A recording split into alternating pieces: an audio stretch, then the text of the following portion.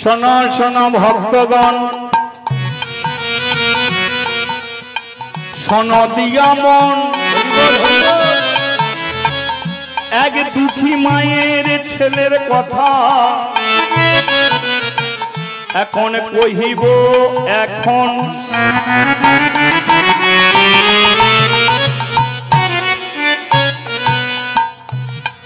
দেবদাস নাম তার, দেবদাস নাম তার, কাশী ধামে বাস, হরি নামে তার মতি গতি, ভগবানকে পাওয়াই তার আশ।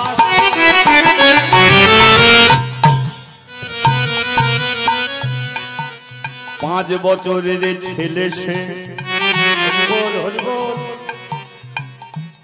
কাশী ধামে থাকে, দিবানিশি বদনেতে হরি নাম গাহে।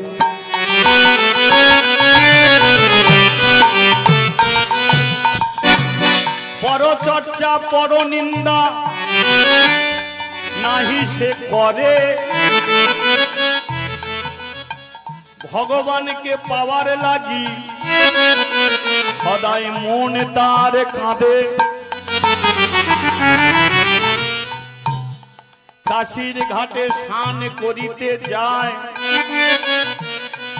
আর ঘাটে বসে তালি দিয়ে হরি নাম করে যায়।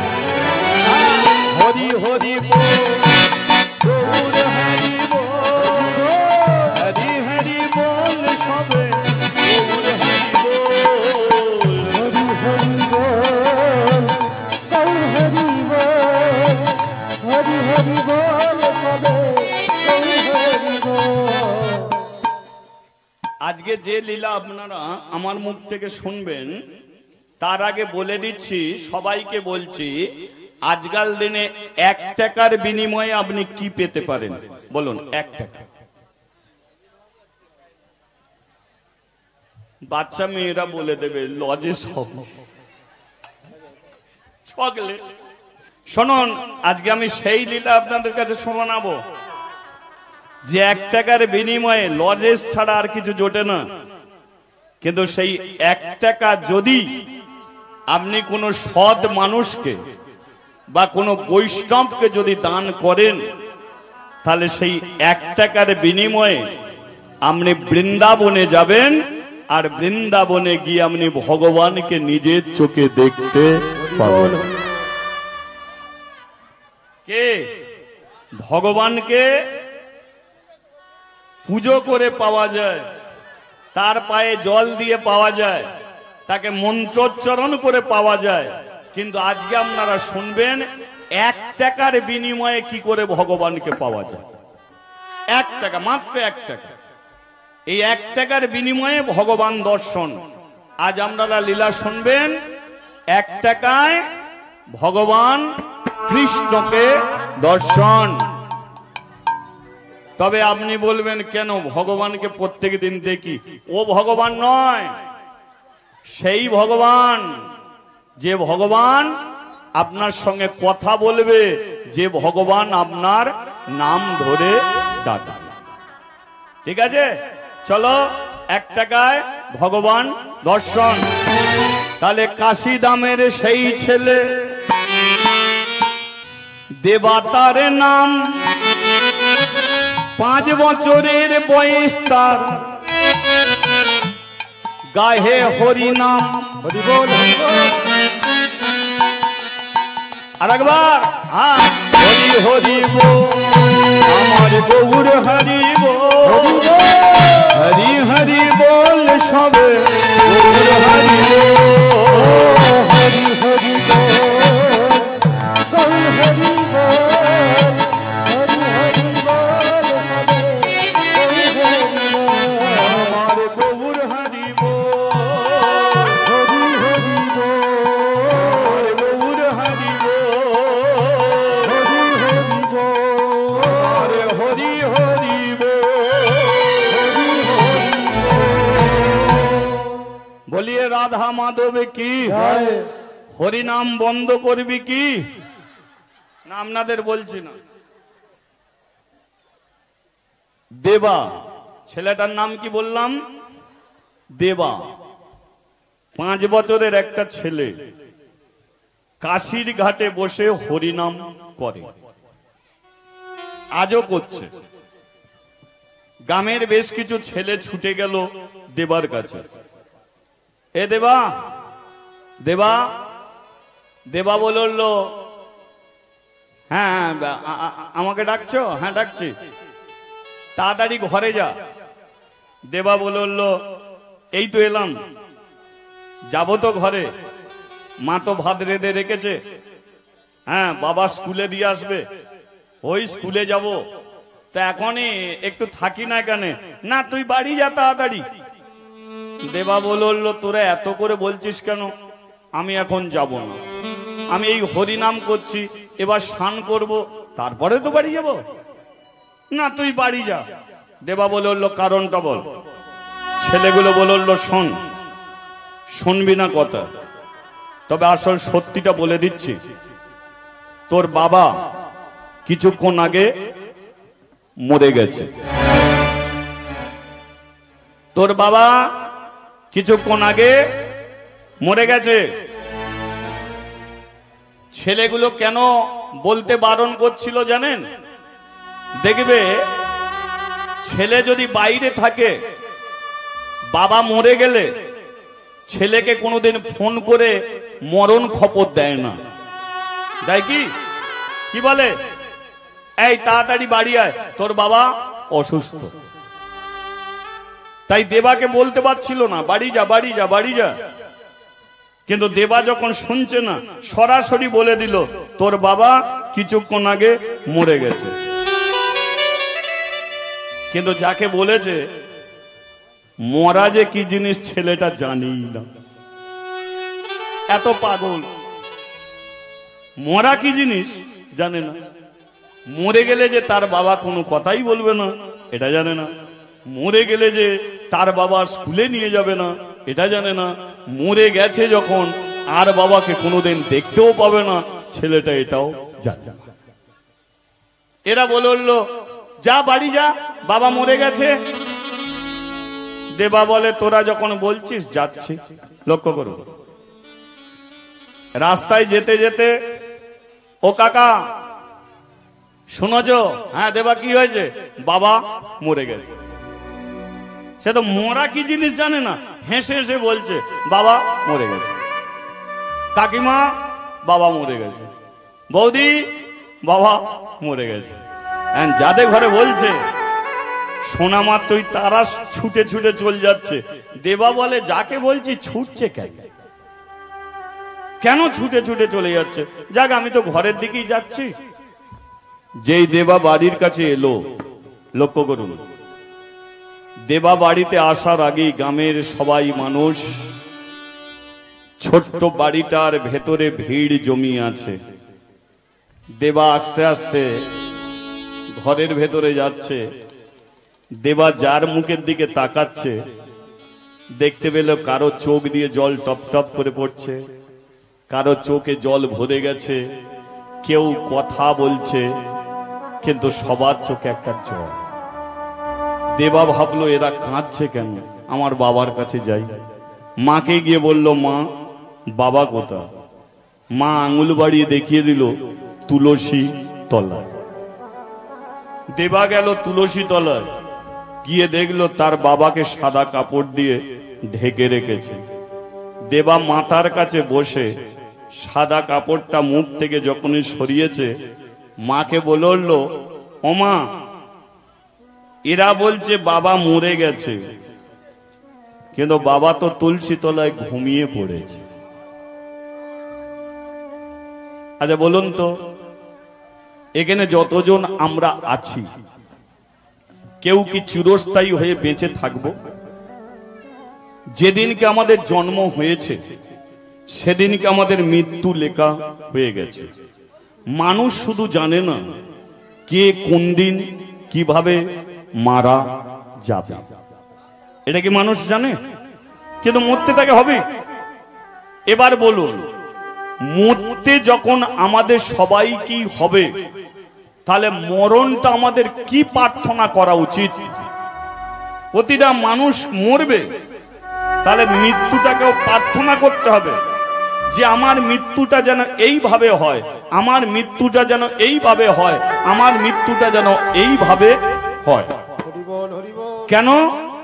জপ করো তপ করলো, মরতে জানলে হয়। কথাটার অর্থ কি? তুমি ধান চাষ করো, পান চাষ করো, মাছ চাষ করো, ভগবান তোমাকে ওগুলো করতে দিয়েছে, কিন্তু তুমি যতদিন ওগুলো করার তুমি করবে, বাচ্চা ছেলেকে দেখবেন মা বেশ কিছু খেলনা ধরিয়ে দিয়ে মা রান্না করছে, কিন্তু লক্ষ্য রেখেছে ছেলের দিকে যে ছেলে সত্যি খেলছে না ছেলে কাঁদছে, তাই তো? মা লক্ষ্য রেখেছে ছেলেটার দিকে। এবার ছেলে খেলতে খেলতে খেলা ভুলে গিয়ে যখন মাকে ডাকে, মা তখন সবকিছু ছেড়ে দিয়ে ছেলেকে কোলে ধরে। তদ্রূপ কারো 5 বিঘে জমি, কারো 10 বিঘে জমি, যার যতটুকু আছে জানবেন কোনোটাই আমাদের নয়, ভগবান ওগুলো দিয়েছে, সংসারে খেলে যাচ্ছ। কিন্তু খেলা যেদিনকে ভুলে যেদিনই তুমি ভগবানকে ডাকবে, ভগবান সেদিনকে সবকিছু ফেলে তোমার হাত ধরবে। এবার কবে তুমি ভুলবে? মৃত্যুর সময় তুমি যদি হা রাধে বলতে পারো, হা গৌর বলতে পারো, তাহলে জানবে যে ভগবানই তোমার কাছে আসবে। 24 ঘন্টা ভগবান পরীক্ষা করে না, 1 সেকেন্ড পরীক্ষা করে। যখন তুমি শেষ নিঃশ্বাসটা ছাড়বে, তোমার মনের ভাব কি, সেই ভাব ভগবান ধরবে, আর সেই ভাবেই তোমাকে আবার পাঠাবে। কথাগুলো বুঝে নিন।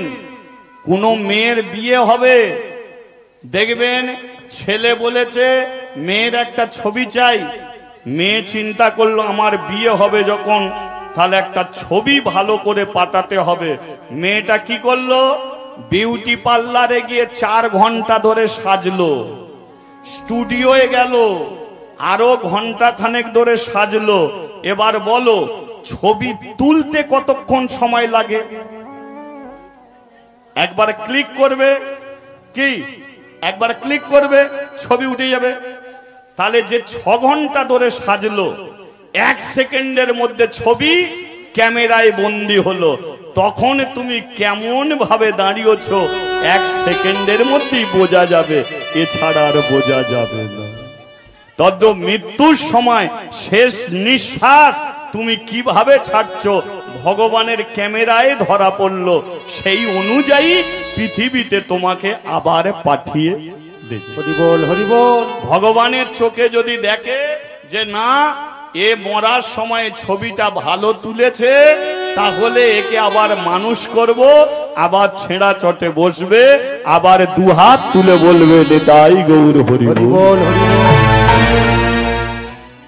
এবার বলুন, তাহলে প্রতিটা মানুষকে মরতে হবে, কিন্তু মৃত্যু কেমন চাইবে? কোন মৃত্যু আপনার জীবনে সবচেয়ে ভালো আসবে বলুন? কেউ যদি পুড়ে মরে, সেটা কি তার শান্তির মৃত্যু হলো? হলো। কেউ যদি গলায় দড়ি দিয়ে মরে, এটা তার শান্তির মৃত্যু হলো? হলো না। কেউ যদি বিষ খেয়ে মরে, শান্তির মৃত্যু হলো না। কেউ যদি অ্যাক্সিডেন্টে, শান্তির মৃত্যু হলো? হলো না। কিন্তু কেউ যদি সন্ধ্যেবেলা তুলসী তলায় সন্ধ্যা প্রদীপ ধরে গলায় কাপড় দিয়ে প্রণাম করলো, আর উঠতে পারলো না, মারা গেল, বলুন এ মৃত্যুটা কিসের? হরিবল হরিবল। তাহলে কোন মৃত্যু চাই মানুষের? সেই শান্তির মৃত্যু। আমরা যেন তুলসী তলায় প্রণাম করে যেন চলে যেতে পারি, আমরা যেন ভগবানের চরণে সন্ধ্যা প্রদীপ দিয়ে চলে যেতে পারি।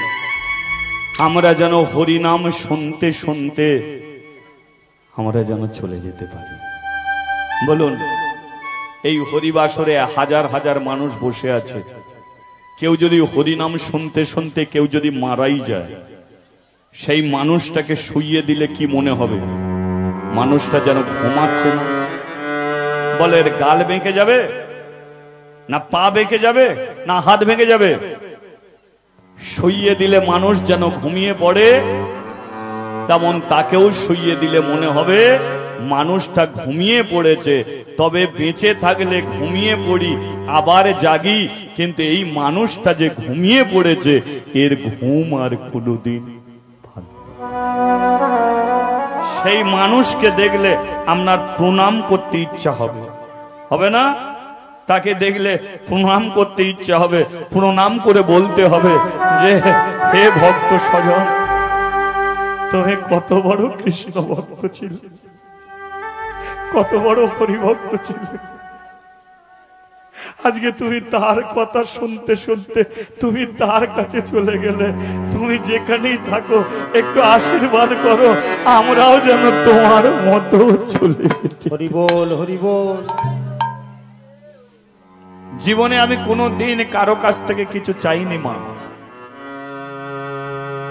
ভগবানের কাছ থেকে না চেয়েছি বাড়ি, না চেয়েছি গাড়ি, না চেয়েছি টাকা, না পেয়েছি পয়সা, আমি কোনোদিন কিছু চাইনি। কিন্তু ভগবানের কাছ থেকে শুধু আমি একটা জিনিস প্রত্যেক দিন প্রত্যেক হরিবাসরে আমি একটাই প্রার্থনা করে থাকি। প্রার্থনাটা হলো যে হে গোবিন্দ, তুমি পৃথিবীতে মানুষ করে পাঠাও, সবাই এক কাজ করার জন্য নয়। কেউ ধান চাষ করে, কেউ পান চাষ করে, কেউ মাছ চাষ করে, কেউ ব্যবসা করে, কেউ বাণিজ্য করে, এক কাজের জন্য পাঠাও না। তাহলে তুমি আমাকে পাঠিয়েছ তোমার কথা বলার জন্য, তোমার কথা আমি বলে যাই। কোনোদিন তোমার কাছ থেকে কিছু চাইনি, কিন্তু একটা জিনিস চাই, তুমি আমাকে শুধু কৃপা করে যে কোনো হরিবাসরে আমি হরিনাম করব, তুমি যেন হাতটা ধরে আমাকে পার করিয়ে নিয়ে চলে যেতে। কারণ এটাই জীবনে আমার ভগবানের কাছে একটাই প্রার্থনা। কারণ যেতে যখন হবে, যাওয়াটা যেন যাওয়ার মতো হয়, কারণ সেটাই তো শান্তি। নালে এত হরিনাম করলাম আর বিছানায় পড়ে পিঠে ঘা হয়ে গেল, পোকা হয়ে গেল, বাড়ির ছেলেরা ব্রাহ্মণকে ডেকে নিয়ে এসে প্রাচিত্য করছে যে বাবার প্রাচিত্য করে দাও, বাবা যেন তাড়াতাড়ি মরে যায়। বলো, তখন মনে হবে জীবনে হরিনাম করিনি, যদি করতাম তাহলে ভগবান আমাকে এত কষ্ট করে মৃত্যু দিত না। তাই ভগবানের কাছে প্রার্থনা করি, আমি যেন তোমার নাম করতে করতে চলে। আজকে দেবার বাবাকে লক্ষ্য করে দেখুন, সকালবেলা স্নান করেছে, স্নান করে তুলসী তলায় জল দিয়েছে, গলায় কাপড় দিয়ে প্রণাম করেছে, কিন্তু আর উঠতে পারেনি, তার প্রাণ পাখি চলে গেছে। দেবা গিয়ে দেখলো ঘুমাচ্ছে, তাই বারবার বাবাকে বলছে, বাবা তুমি ঘুমাচ্ছ কেন? ওঠো, ওঠো বাবা, তুমি ঘুমাচ্ছ কেন? সবাই বলল, দেবা তোর বাবা ঘুমায় আবার জেগে ওঠে, কিন্তু আজকে তোর বাবা যে ঘুমে ঘুমিয়ে পড়েছে, ওর ঘুম ভাঙবে না। মায়ের কাছে গেছে, মা চলো না বাবাকে নিয়ে চলে এসি, বাবার ঠান্ডা লেগে যাবে যে। মা কোনো কথা বলেনি, চোখের জলে শুধু কাঁদছে। ও কাকিমা তুমি কাঁদছো কেন? ও কাকা তুমি কাঁদছো কেন? আমার বাবার কি হয়েছে বলো না। বাচ্চা ছেলেটা স্কুলের ব্যাগ নিয়ে এসেছে, নিয়ে এসে বাবার হাতে দিয়েছে, বাবা আমাকে স্কুলে নিয়ে যাবি, চল না, চল না, আমাকে স্কুলে নিয়ে যাবি, চল না। হরি বল, হরি বল। ছেঁড়া জুতোটা নিয়ে এসে বাবার হাতে ধরিয়েছে, বাবা আমাকে জুতো পরিয়ে দে না বাবা।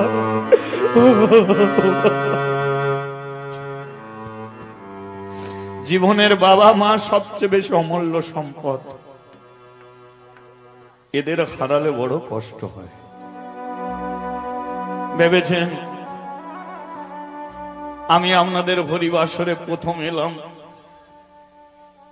আপনারা অনেকক্ষণ অপেক্ষায় থাকতেন, অনেকে ইউটিভির মাধ্যমে আমাকে দেখেছে, সরাসরি হয়তো সে দেখছে, সে মনে মনে ভাবে যে আমার দেখে জীবন ধন্য হয়ে গেল, কিন্তু না মা, তোমাদের দেখে আমার জীবন ধন্য হয়ে গেল। কারণ আমার বাবাও নেই আর মাও নেই, দুজনেই মরে গেছে। আমার যখন ছোট আমার বাবা মরে গেল, মা মরতে বসেছে, মাকে বলেছিলাম মা তোমার আশীর্বাদ নিয়ে আমি চারিদিকে হরিনাম করতে চাই। বাবা চলে গেল, তুমি চলে যাচ্ছ, আমি কার আশীর্বাদ নিয়ে হরিনাম করতে যাব? আমার মা তাতে বলেছিল হরিবাসরে যাবি, আমার মতো কত মাকে দেখতে পাবি, কত বাবাকে দেখতে পাবি, জানবি তারাই তোর মা, তারাই তোর বাবা। তাদের প্রণাম গ্রহণ করবি না, তাদের আশীর্বাদ মাথায় তুলে নিবি, জানবি সেটাই তোর জীবনের সবচেয়ে বড় পাওয়া। ওরে মায়ের যদি আশীর্বাদে থাকে, আবার তুই ওই মায়েদের কোলে আবার ফিরে যেতে পারবি। তাই আপনারা আমরা সেই মা, সেই জগৎ জননী। যখনই হরিবাসরে আসি আমার কত মা বাবা দেখতে পাই, এটি আমার জীবন ধন্য হয়ে যায়।